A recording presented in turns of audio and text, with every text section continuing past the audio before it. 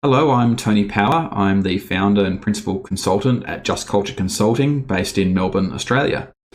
We specialise in helping organisations build fair and just workplace cultures to improve productivity, innovation, and ultimately the bottom line. I'm absolutely thrilled to be joined today by someone who I think is one of the most innovative thinkers in the just culture space, Paul Stretton. Welcome, Paul. Would you like to talk a little bit about your background? Thank you, Tony, for your kind introduction. And my name's Paul Stretton. I've worked in high-risk organisations for over a decade, looking at their systems and in particular their culture. And this has led me to write and publish some papers in academic journals, looking at the current approaches to tackling blame and fear, really, and the strengths and weaknesses within them. And that was something that I was able to explore a little bit more in my recent book, Quantum Safety. And I'm really looking forward to having these conversations with you, Tony, and in particular, given your background, both from a legal professional perspective and from the aviation industry. I think that'll be really interesting and informative for us to be able to explore these ideas around just culture and moving away from blame and fear. And I suppose at that point, it might be helpful, Tony, if you want to explain what we'd like to try and achieve with this video series. Yeah, absolutely. I think just culture is one of those concepts that's well known in aviation and in healthcare, but not a lot outside of that. So it'd be great to increase the awareness of just culture. And particularly, it's often known as just a safety thing. But in reality, one of the things I'm really passionate about just culture is because it can help organizations in all sorts of areas of performance. So in this series, we'd like to sort of talk a little bit about what just culture is, how it helps organizations, demystify some of the concepts, and talk about some of the different models of just culture, or their strengths and weaknesses, and perhaps have a bit of just a conversation and get away from some of the LinkedIn wars that can sometimes accompany those sorts of fates. Yeah, I think that's the nature, isn't it, Tony, with social media in general, that you end up in either an echo chamber or you end up being in a certain tribe or brand. And I don't think that's necessarily helpful because there is no one-size-fits-all approach to these things. And so if we can explore the different components and different ideas in and around this space, that might be helpful then for organizations to choose their own path when they're looking at and recognizing the importance of tackling blame and fear in the workplace. And so I suppose what would be the initial things that you'd look for when we're looking at blame and fear problems? I think if you've got organisations that have a culture of blame and of fear, some of the sort of characteristics of that is the things of where messengers are shot, sort of don't bring you bad news. When things go wrong, you find a scapegoat. Where mistakes are met with recriminations and blame and punishment. And ultimately, sort of this underlying idea that, well, bad outcomes are due to bad people making bad choices. And so if we get rid of the bad people, then we solve the problem and our organisation will be better.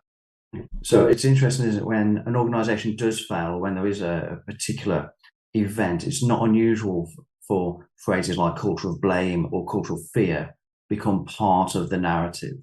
And I wonder, when you're looking at this, are there any examples of organisations or situations that come to mind that are good examples of that fear culture in action?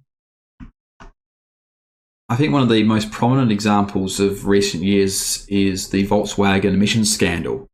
This started around 2007. There was a new CEO of Volkswagen, Martin Winterkorn, and he set a very ambitious goal for the company to triple its sales in the US within the next 10 years. And in order to achieve that, the company would have to reduce the emissions of its clean diesel cars in order to meet US environmental regulations. And so the engineers at Volkswagen were tasked with achieving that goal. But unfortunately, try as they might, they weren't able to do it. But then there was a problem. They couldn't tell the CEO that they couldn't do it. Well, why not? Winterkorn's management style was one that was characterized by fear and blame. He was don't come to me with problems, succeed or lose your job. Winterkorn, he had a reputation for hitting the roof when things went wrong, for becoming quite unpleasant and loud and demeaning. And so all of the engineers, they feared that they went to him and said, look, we can't achieve what you want us to achieve, that they would get sacked. And so going to him was not an option. So thinking about it, they came up with an alternative solution: cheat the system. And so they programmed the cars that when they detected an emissions test was taking place, they would run it at a reduced performance setting, which enabled them to pass the test. But in actual fact, when they were out on the road, they were emitting about 40 times the maximum allowable level under the environmental regulations. Now, for about 10 years, everything appeared to be going very well. The company actually beat its goal 4 years early. But, of course, inevitably, eventually the scandal came to light. And it was a massive scandal. The company's reputation was absolutely destroyed. To date, there's been more than $42 billion that the companies had to pay in fines, in settlement costs, recall costs, various penalties worldwide. A number of executives have been sent to prison, and Martin Winterkorn himself is currently facing charges in Germany.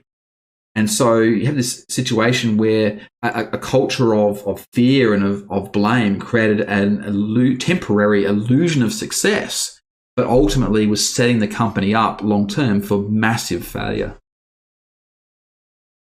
I think, Tony, that last point is particularly interesting about the fact that initially it looks like we're succeeding, and the weaknesses in the system are being masked because of the fear and because of that, the reprisal.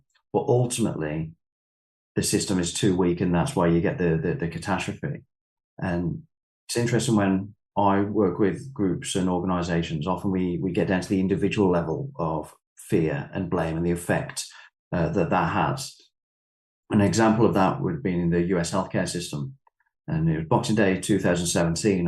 Lady Charlene Murphy was tragically given an incorrect drug, and she sadly passed away the following day.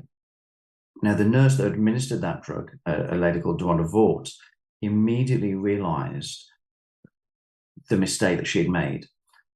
She was upset, obviously, about that and the contribution to the events, spoke to her managers about it, reported it. So she was trying to be open and transparent and all the things you'd like to think that someone would do when they made a mistake. Unfortunately for Dwanda Vaught, in the January, then she was sacked from her employment. It's also interesting from the organisation's point of view, when they were then reporting to the Cambridge Medical Examiner the error, well, they didn't actually mention the error at all. So they mentioned the event, but they didn't mention the error that they were aware of. So they were not as open and as transparent as Dwanda Vaught had been, and they were covering it up. But for Dwanda Vaught, the journey didn't end there. And in 2019, she was arrested and charged with reckless homicide and impaired adult abuse. And she was subsequently prosecuted and sentenced to 3 years probation. So it's not surprising that we know that people are going to work fearful of the consequences of adverse events or mistakes and things like that. And it leads us to, I think, to consider whether the appropriateness of that criminalization, or in this instance, medical error, and does that lead to the improvement that we need to in terms of systemic performance and ultimately for patient care, which is what is most important, or are we just scapegoating the person at the sharp end? And I think it's also worth considering as well, given the organisational response to Dwanda Vaught, how likely is it that other nurses in similar circumstances in the future would then report their mistakes, which is what we'd want them to do? Or are they going to hide the bad news, as you talked about earlier in Volkswagen, and what's the effect of that on the system? And I think that's why it's really important that organisations are mindful of the role that fear and blame plays in their culture and then their organisational and their systemic performance. And I suppose that then is why we're having these conversations, Tony. Yeah, and I think that example really illustrates, how people can carry that fear of blame with them, and the negative aspects that can have on morale, productivity, safety, and a whole host of other areas of organisational performance. And so, well, if we're looking at, is there an alternative then to a culture of fear and blame? And of course, we think there is. It's a just culture. And so that's what we're going to be talking about in our next video. So thank you very much for joining us. Thank you, Paul. If you like this video, please share it and comment. Please let us know as well if you have any questions that you would like us to answer, or if there's any other topics you'd like us to talk about in future videos. Have a great day, and we'll see you next time.